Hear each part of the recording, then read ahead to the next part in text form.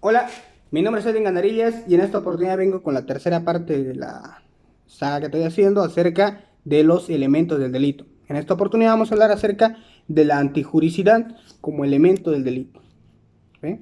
Bien, ¿qué es la antijuricidad? Entonces, la antijuricidad es la contradicción entre la acción humana y la norma, pudiendo ser de dos clases, pudiendo ser antijuricidad formal, que sería una contradicción simple entre la conducta humana y una prohibición establecida en una norma, y la segunda que vendría a ser la antijuricidad material, que esta, además de existir una contradicción entre la acción humana y la norma, existe una lesión a un bien jurídico protegido.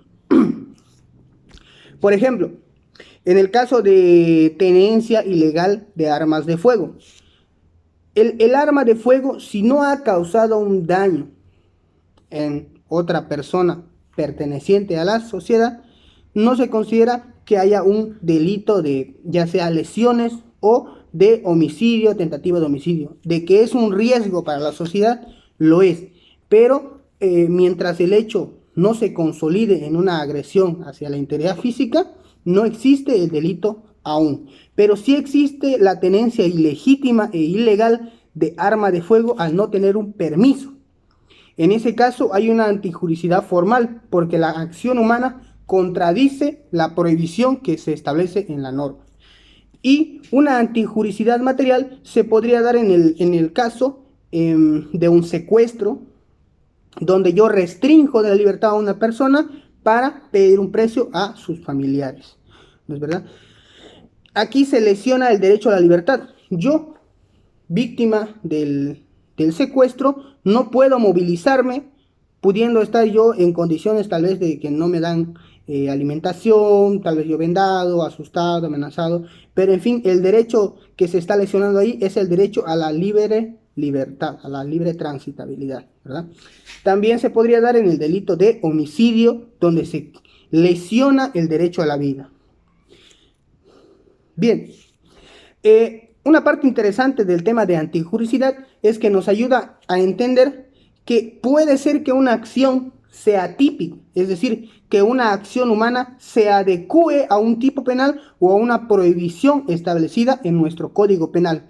Pero a pesar de que se adecue, puede ser que esta no sea antijurídica, por tanto, no constituyéndose en delito, por tanto, no habiendo una sanción para el autor. Para eso es necesario estudiar las causas que excluyen la antijuricidad, que son la legítima defensa, el estado de necesidad y el ejercicio de un derecho o un deber.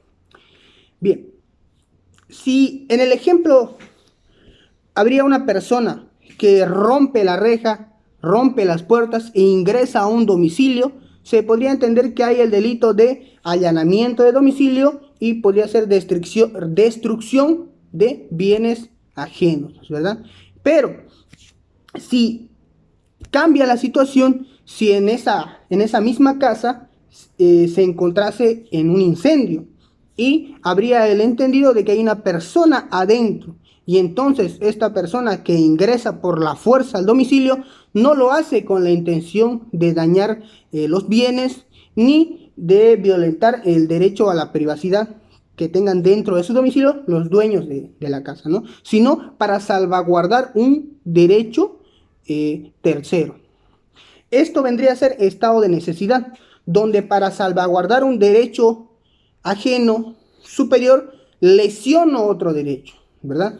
Lo mismo sucedería, por ejemplo, si un vecino al escuchar una pelea en la casa de al lado y verificar tal vez por alguna colindancia, alguna forma de ver hacia el otro vecindario, a la otra propiedad, encuentra que hay dos personas peleando, dos vecinos peleando, donde uno de ellos está a punto de lesionar de manera grave la integridad de la otra. Si esta persona arrojase una piedra o ingresara al domicilio sin autorización, pero lo hiciera con el fin de salvaguardar el derecho de esta tercera persona que está a punto de ser víctima, pudiera no ser antijurídico, por tanto, no considerándose un delito.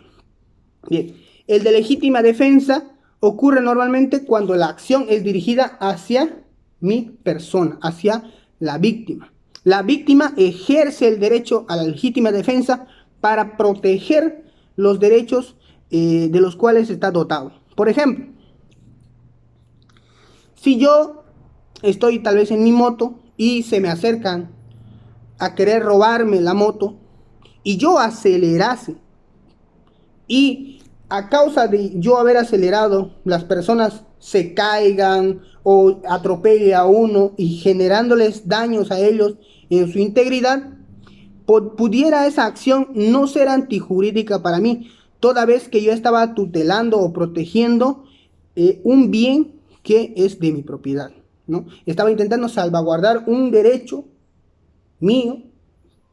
Por eso es que hago uso de la legítima defensa, incluso considerándose que son dos personas, ¿no? Bien, también pudiera dar si fuese una persona armada, ¿no? Que yo estando en mi domicilio, una persona ingresara y quisiera robarme y estuviera armada tal vez con un cuchillo, y si yo agarro tal vez un machete, póngale el ejemplo, que la legítima defensa debe de guardar una similitud entre los elementos que se está usando, ¿no?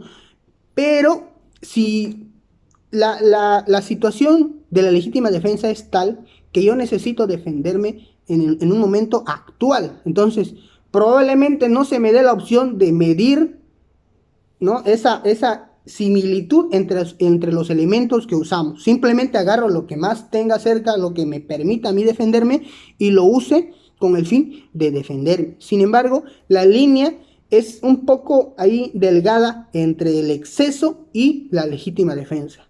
Sin embargo, si logro justificar que no habría más elementos, pudiera encajar dentro de legítima defensa, ¿verdad?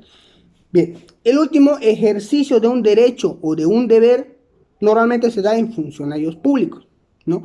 Que también en el ejercicio de un oficio, como bien dice, podría referirse a deportistas que dentro de las reglas del deporte causen daño a otra persona. Obviamente que ellos no iban con la intención de generar ese daño, sino que a causa del deporte mismo generan ese daño. No hay ahí la antijuricidad, no se constituye. Por ejemplo, boxeadores, ¿no? Que lesiona hasta noquearlo, ¿no? Mientras esté dentro de las reglas del deporte, no se entiende que ahí existen lesiones o tentativa de homicidio o homicidio, ¿verdad? Ahora, en el caso del deber, por ejemplo, que un oficial de policía tenga una orden de arrestar a una persona X, ¿verdad? Y que encuentra a esta persona. Esta persona, si huye, si se resiste al arresto, el oficial de policía podría hacer uso de la fuerza para retenerlo. E incluso si ingresa a un domicilio, el oficial pudiera ingresar al domicilio aún sin tener una orden de allanamiento, toda vez que él está cumpliendo un deber. Y de que existe una vulneración al derecho del domicilio, existe, pero esta no es antijurídica, toda vez que él estaba en función de cumplir un deber y no tenía la intencionalidad de generar una lesión a un derecho, sino proteger su función, ¿verdad? Cumplir con su deber. Muy bien, espero haber sido de ayuda para los que busquen información acerca del tema. Muchas gracias, apóyenme con like, suscribiéndose, que eso me motiva mucho, y hasta la próxima.